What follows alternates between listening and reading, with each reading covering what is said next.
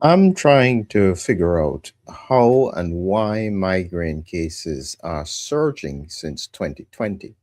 Now, for many years, I've been talking about the changes since the pandemic, and I've been focused on autoimmune responses and COVID since 2020. So I've always been focused on unusual patterns. And so people kept on saying that this is not so, everything is fine. I got so fed up with it that I took 186 million data points from the NHS public data, looked between 2016 and 2025, and this is what I found.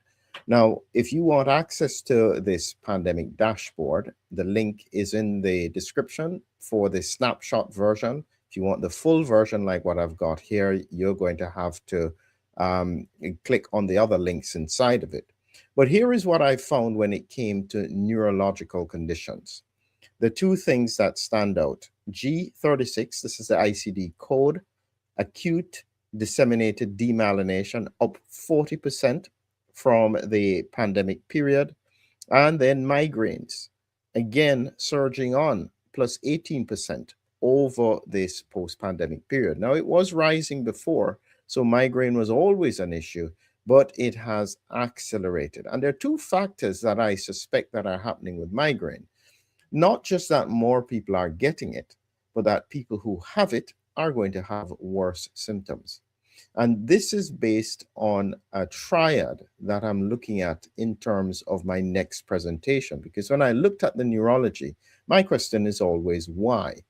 What is the mechanism? Why would it happen? And so, coming up in just over a week, depending on when you're watching it, is the neurological shift after the pandemic. And I'm likely to be focused on three primary factors that I thought, based on my research over the years, are the drivers. Because it's one thing to notice the change, it's another thing to explain why this change has occurred. And as I said, based on my paradigm, the way that I've looked at COVID from the start, the way that the immune system interacts with the spike protein, the fact that the immune system can't get rid of the spike protein in some people, all of these factors come together to create some of these unusual patterns. Even though I'm talking now about migraine, actually, when you look at some of the other neurological conditions, autonomic nervous system going up, inflammatory polyneuropathy going up, multiple sclerosis, this is the most significant one, was reversed the trend. It was going down pre-pandemic, suddenly shifts upward, and other disorders of the brain. This is pretty serious stuff. And as I said, once you understand the mechanisms and you understand the patterns that are driving it, everything starts to make sense. And when we look at why we see this kind of issue occurring, a lot of people don't realize that there are very specific parts of the brain that are likely to be involved in the inflammation. For migraine, surprisingly, it's not the brain itself, but it's likely to be the meninges around the brain. And one of the important studies that I always make reference to is about the skull and meninges. Actually, if I can find that image that I usually use in almost all my presentations, because it is such an important point with regards to what is happening and the understanding of what is happening in the body because of spike protein being stuck in certain parts of the system. So when I'll show you this slide here, because this was used in my cardiovascular slide, but it's relevant in terms of everything else. Take a look at this here. When we look at what happens to the spike protein when you inject it, compared to what happens when you inhale. Say this is influenza, this is the Wuhan spike protein inhaled, this is injected. One of the things you have to realize is that it accumulates not specifically just in the brain, which it does, but also in the meninges and the skull. And so this is what the study was about: persistence of spike protein at the skull meninges brain axis may contribute to the neurological sequela.